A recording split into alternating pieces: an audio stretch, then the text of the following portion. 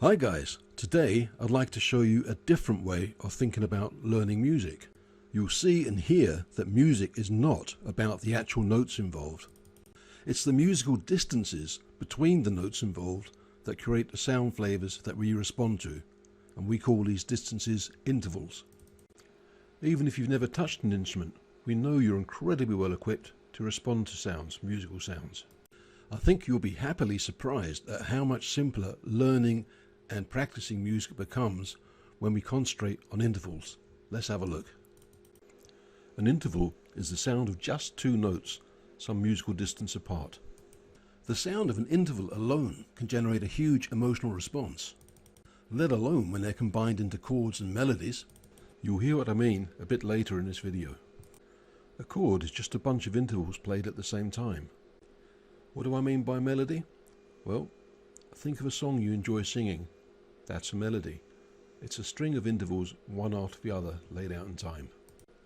You'll be encouraged from day one to start learning how to recognize musical sounds using your ears, and to associate these sounds with visual shapes, which you then play on your instrument, be that guitar or piano.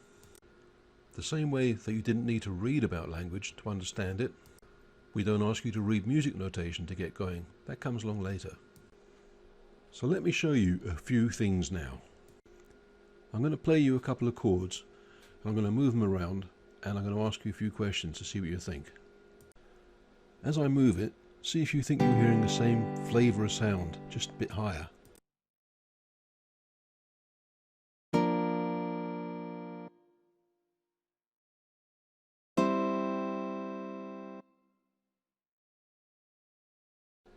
Now I'm going to make a small change on this shape that has a big change on the sound.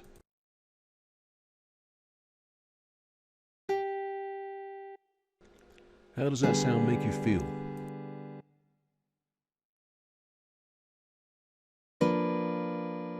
As I move it, do you hear the same sound flavour?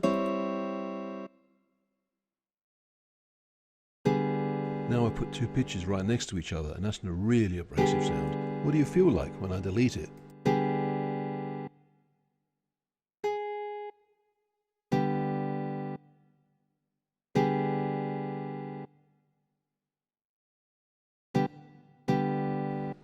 Now look closely at this shape. Can you see it's the same shape I'm moving along?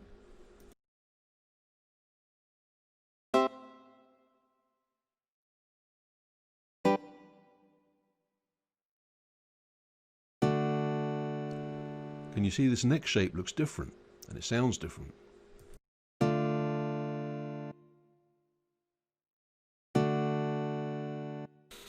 And you see that this shape's not changing as I move it along.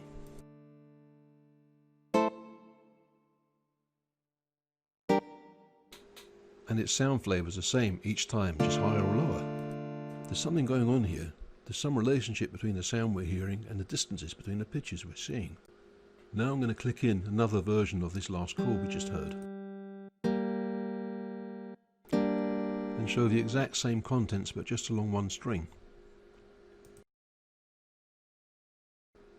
I'm just going to change the labelling and move this chord around. Obviously on a real guitar you couldn't hear all of these sounds at once on one string.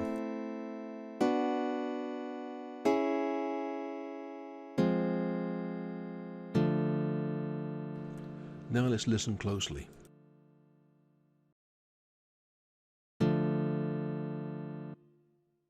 Can you hear how that red pitch dominates the sound of the chord?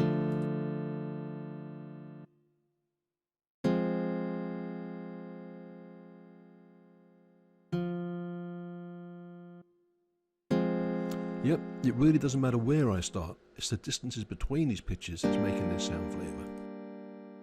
And this red one keeps standing out. Observe as I move the mouse along the string that the rectangles underneath the instrument swell up in turn. See? I get it, that's the distance from the red pitch.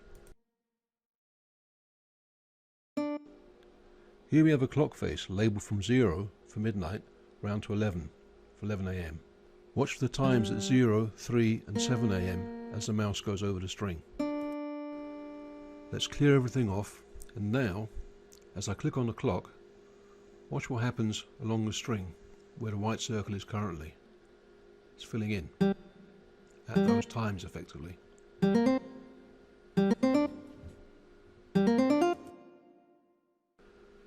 Let's start again and move this white circle somewhere else. I'm going to click out at the same times again on the clock, 0, 3, 5, 7 and 10. The clock's a really simple way of visualising a pattern of pitches to use from some arbitrary starting point. So we've got the same sound flavour for this pattern, just starting lower and appearing somewhere else on the instrument. So do you get the idea that sound flavours are due to the distances between the pitches? Let's start again, but this time with a chord. I'm going to use a pattern I know that sounds really nice. I'm going to start off with it along one string, and obviously on a real guitar you wouldn't be able to hear all these notes at the same time, though you could play them one at a time. And then I'm just going to draw out a box around it so you can see this chord going across the guitar, and then we'll have a listen.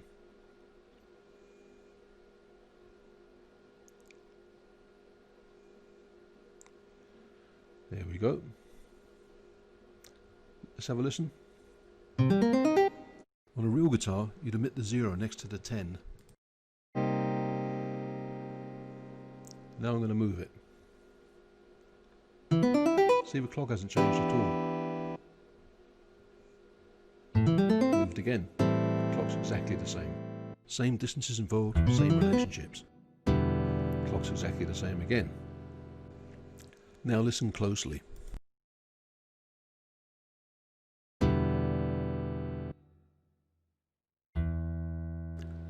Could you hear that red pitch within the chord?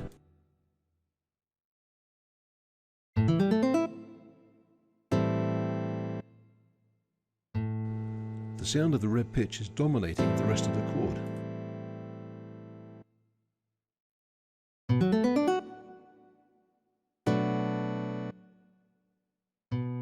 And again.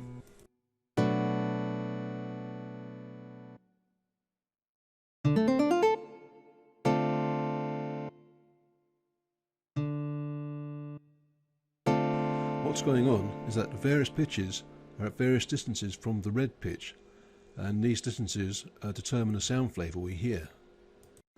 These distances are all relative to the red pitch. When we move the red pitch, we better maintain these distances, otherwise we've broken the relationship. We'll get a different sound flavour. So here we've kept the same distances, all's good. But here we've broken it. The distance has changed. See the one that's labelled 4? Sounds different flavour. So all music is about these relationships, these distances from the dominating sounding pitch to all the other ones. Here's the dominating one.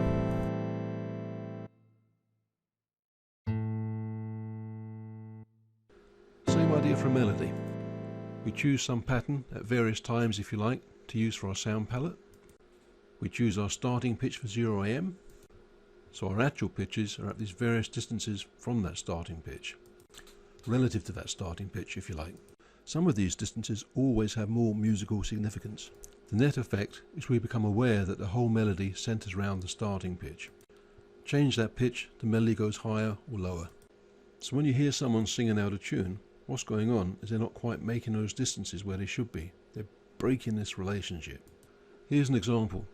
The wrong relationship will stand out like a sore thumb.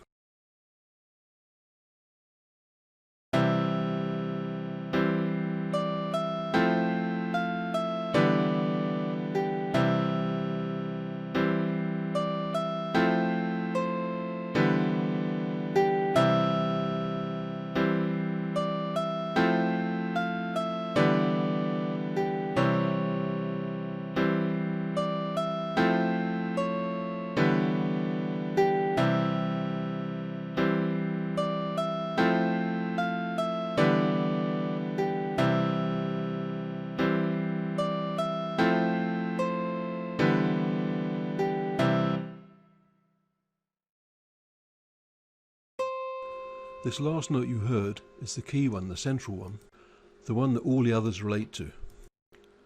We call this note the tonal centre for the melody. All music is about these relationships, these relative distances from a tonal centre. Or with chords, the relative distances to that dominant pitch within the chord. Let's now see these distances, these intervals from a tonal centre, the red pitch on the guitar.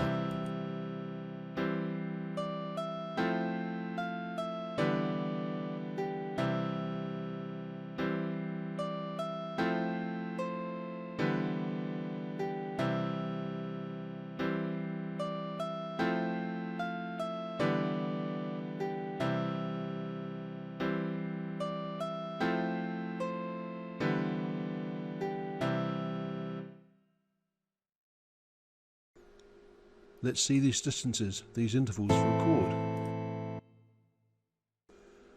These intervals are labelled relative to the solid red circle.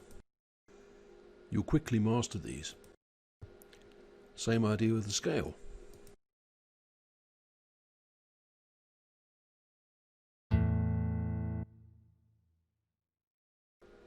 Intervals are one of the fundamental building blocks of music. You'll start learning these from day one. That's the whole emuso approach. That, along with rhythm and along with building your ear. Oh, by the way, did you notice I never had to mention a single note name? Not once. Really hope you enjoyed this. Thanks for watching.